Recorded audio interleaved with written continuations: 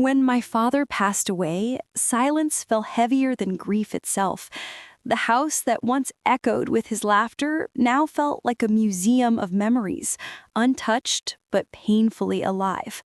I remember sitting on the front porch, staring at the old oak tree he planted the day I was born.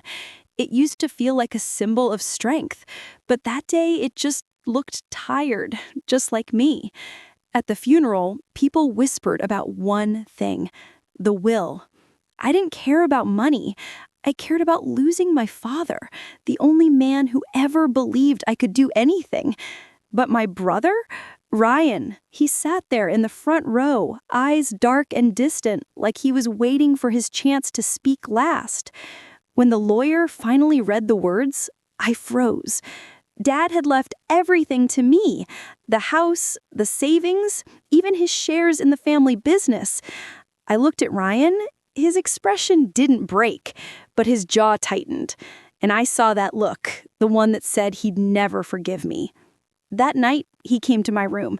He didn't knock, he just walked in, his voice sharp and bitter. "So you're the favorite now, huh? Dad's little angel gets everything?" I tried to calm him. "Ryan, it's not about being a favorite. You can have half.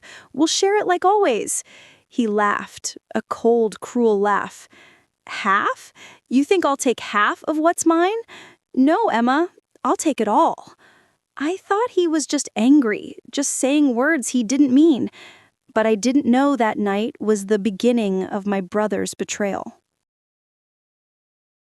Weeks passed, but Ryan barely spoke to me. The house that once felt like home had turned into a war zone of silence. I would make coffee in the morning, hoping we'd talk, but he'd just grab his keys and leave before sunrise. Every time I looked at him, I saw my brother, but also a stranger wearing his face. Then, one evening, he showed up with flowers. He smiled, said he wanted to start over. For a moment, I believed him. He told me, "Emma, I'm sorry for what I said. You know I'm not after money. I just miss Dad. I miss us." I hugged him and I cried because I missed him too. That night, we had dinner together, like old times. He poured wine, told stories, made me laugh. And for the first time in months, I felt safe again. But safety is just an illusion when you trust the wrong person. 2 weeks later, I received a call from the bank. The manager said, "Miss Hale, we just wanted to confirm the transfer request you approved yesterday." My heart dropped. I said, "What transfer?" He hesitated. "The one moving $50,000 from your father's account to your brother's?" My hands started shaking. Ryan had forged my signature. I confronted him that night, tears burning my eyes. I said, "Ryan, how could you do this to me, to Dad's memory?" He didn't even flinch. He said, "Dad wanted fairness. You took everything. I'm just taking back what's mine."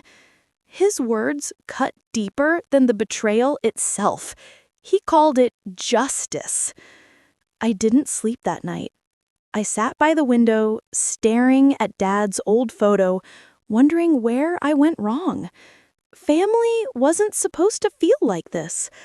But I was starting to realize love alone couldn't fix what greed had broken.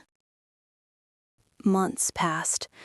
I moved into a small apartment across town, a place where silence wasn't heavy anymore, just peaceful. I started working double shifts at a bookstore, saving every dollar, keeping my head down. Some nights I'd walk by my old neighborhood and see lights in the house. I wondered if Ryan ever thought about me or about what he'd done. One morning, as I opened the shop, a familiar name flashed across my phone: our family lawyer. "Emma," he said softly, "I thought you should know. The company's under investigation." Investigation? I whispered. Your brother's been moving money between accounts. The board found out. I froze, my heart pounding. Karma wasn't knocking. It was breaking down the door. 2 weeks later, I saw Ryan's face on the news. The anchor said, "Ryan Hale, under federal review for financial misconduct." My phone buzzed all day, people asking questions, old friends whispering pity. But I didn't feel revenge. I just felt sad. Because this wasn't victory. It was tragedy, one written by greed, not hate. That night, I sat by my window, holding Dad's picture again. "You were right, Dad," I said softly. "Truth always finds its way home." I wasn't sure if he could hear me, but somehow I felt peace, for the first time in a long time. In the months that followed, I rebuilt everything I'd lost. I finished the business course Dad once encouraged me to take. I got promoted. I even bought a little house of my own. Nothing fancy, but mine. Sometimes strength doesn't come from revenge. It comes from refusing to let betrayal define you. And just when I thought the past had finally faded, Ryan showed up again. He stood at my door, eyes tired, voice shaking. "Emma, I lost everything." I didn't say a word. I just looked at him and saw a reflection of the person I once was, broken, lost, and desperate for forgiveness. Ryan stood on my porch, shivering slightly, hands stuffed in his pockets. His eyes looked smaller, almost lost. The confidence, the pride, the fire, all gone. For a moment, I saw the boy who used to chase me through the fields behind our house, not the man who had ruined everything. He spoke quietly, his voice rough. "I don't expect you to forgive me. I just needed you to know I was wrong."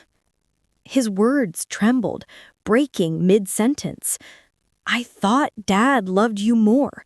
I thought I had to prove something. And now I have nothing." I felt tears welling up, not from pity, but from the truth that sometimes family doesn't need punishment. It needs understanding. I told him softly, "Ryan, I can't forget what you did. You took everything from me." He nodded slowly, whispering, "I know.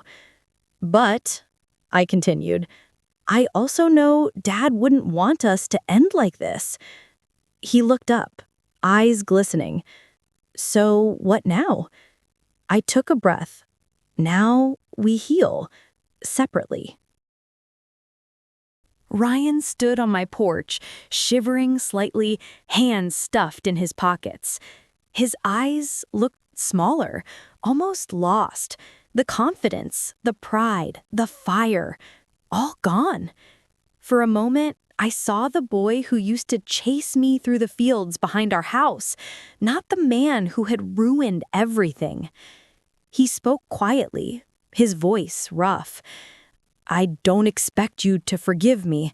I just needed you to know I was wrong." His words trembled, breaking mid-sentence. "I thought Dad loved you more. I thought I had to prove something.